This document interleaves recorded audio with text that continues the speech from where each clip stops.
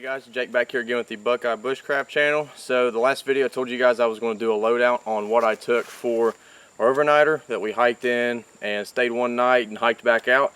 So let me move the camera in here a little bit closer so you can see what I took, and let's get to it.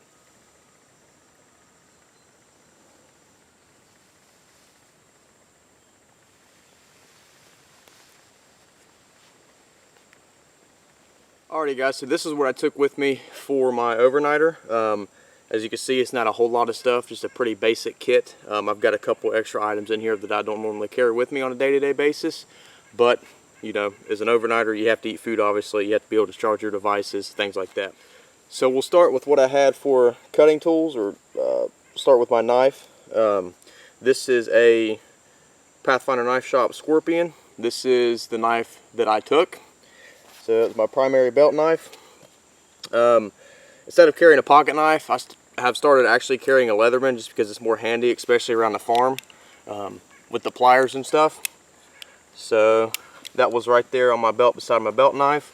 And then I didn't use it at all, but I always have my Baco Laplander with me just because, you know, if I need to make something real quick or, you know, cut some firewood real fast, I can, and I have that availability.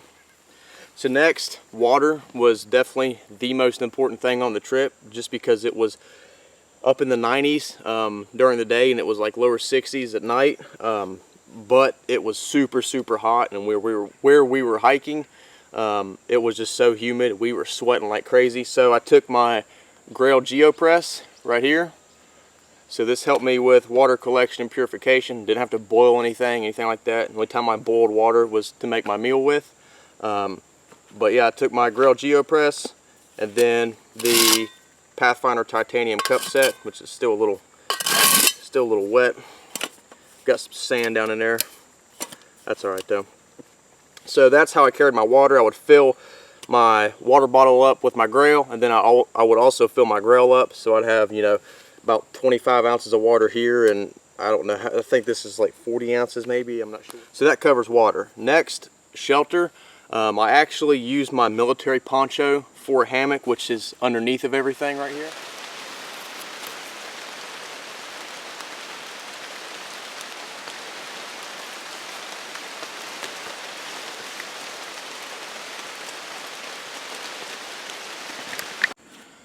It worked out really well, and it didn't. The only problem I really had was that I was too tall for it. So basically, whenever I would lay in a hammock, my feet would hang off the end, because the military ponchos aren't super big. But, you know, if you were, I don't know, 5'9", something like that, it'd probably be perfect. But me, I'm like 6'2", pushing 6'3", somewhere right around in there. So, like I said, I didn't get much sleep because my legs were hanging off the end of it. And along with the military poncho, I also took my T60 emergency shelter. I didn't plan on using it, but the funny thing is the mosquitoes were so bad at night, especially with me laying in open air. I didn't put a tarp over me or anything. It wasn't supposed to rain that night. It didn't start raining till that morning. When I started taking all my stuff down, that's when it really started raining. But I actually draped this over top of me to keep the mosquitoes off me, because they were so bad. They were the worst I've ever seen mosquitoes, by far. And along with the T60, I've got my stake bag, which you don't need a ridgeline for the T60, but this has got a ridgeline, couple 6-foot pieces of paracord, and then a couple stakes.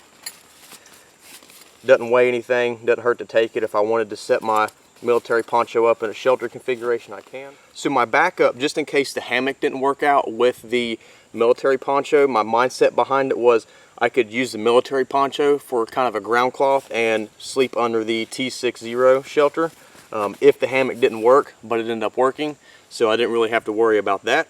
So next up we have cordage. What I took with me was just a roll of number 36 bank line. Like I said, I've got a little bit of paracord in here, but I actually have started carrying these two 15-foot lengths of tubular webbing, nylon webbing, so it's very strong. You can make like Swiss seats and things like that out of this stuff. It's that strong. You can rappel off of it. But all I did was just daisy chain it. That way all I have to do is pull out one end and basically throw it and it comes undone.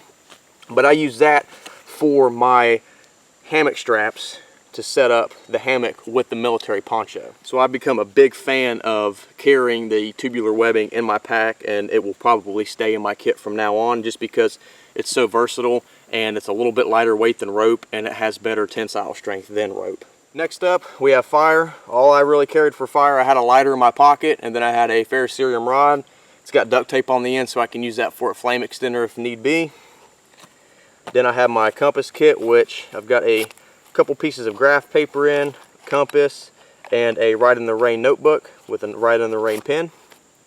All in that little bag. It's always good to have a compass, especially where we were, because we were reading off of a map for the most part, because we did not have any cell phone service. My schmog, this is an orange schmog. I typically carry all earth tone collars, but since we were going to be out pretty far, I wanted to have something orange just in case something happened. I had it.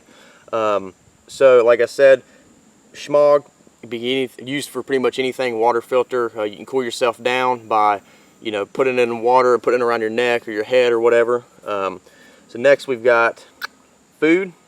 I actually took 2 Mountain House meals. This was the extra one that I took. I was only going to take 1, but I took 2 just in case, and I only ate 1. But I had 2 Mountain House meals. One was a chili mac with beef that I ate, and this one's a chicken fried rice. So next I've got my Anchor battery pack. I think this charges my iPhone 11. I think it charges it like, I'm going to say 8 or 9 times, like to full charge from 0 before it even goes dead. And I had my charging cable, so I got to keep that charged. And then for like extra items that I took my Perseverance Survival Wooby jacket. This is a really, really nice jacket. I knew it was going to be a little bit cooler at night, especially when you're laying in a hammock and you start to go to sleep. Your heart rate slows down, your body temperature starts to cool down a little bit from the heat of the day, so you can get a little bit chilly, and that's why I really took that. It doesn't weigh anything, it's more bulky than anything, but I actually ended up using it all night long up until later that morning, just because it was chilly, because it started to rain some. Alrighty guys, so that pretty much concludes this video on my overnight bag. As far as summertime goes, this kit will probably stay the same for summertime for the most part, but you could tell from my different loadout videos, there's not really a whole lot that changes. So obviously though, whenever you go out for an overnighter, you're going to take like something to keep you a little bit more warm, like a Wooby jacket or some sort of outer layer. You're obviously going to take a little bit of food, but when I'm out here on my own property, just hiking around or whatever, I don't take all that stuff. I carry just a real basic kit. And this kit did perfect for me. Nothing went wrong with it, anything like that. Had no problems with it. Without water, it probably weighs, if I had to guess, probably about 10 pounds or so. With water, probably right around 15 maybe. Just because I had the grill full and my water bottle full. Because just like I said, it was just super hot. So it's a super lightweight bag. I had no problems with it. It's a very small pack. I don't know how big it is. I bought it from a buddy of mine, but it is a Kafaru native pack, and he told me that I guess they don't make them anymore. But I love this bag. This is by far my favorite bag. I like it more than my Hill People gear bag, just because it's super simple, and you know, it's very small. It's not big at all, but it does everything that I need it to do as far as being in the woods. So I know some of you too are also going to have questions. Did the military poncho hold up? Is there any rips or anything in it? Nothing's wrong with it. There's no rips or anything. What I'll probably do though is I will probably spray a little bit more waterproofing on it next time I reproof it, just where I had my boots and my feet inside of it. You know, scrape rubbing up against it and everything, just to be safe. That way, obviously, if you take care of your gear, it'll take care of you, which is super important. Well guys, I'm Jake with the Buckeye Bushcraft channel. Appreciate you guys for watching. Please remember to like, share, and subscribe. Leave me a comment in the comment section below. I mess this up all the time, by the way. Like I said, follow me on Instagram at Buckeye_Bushcraft, and we'll see you guys in the next one. Thanks for watching.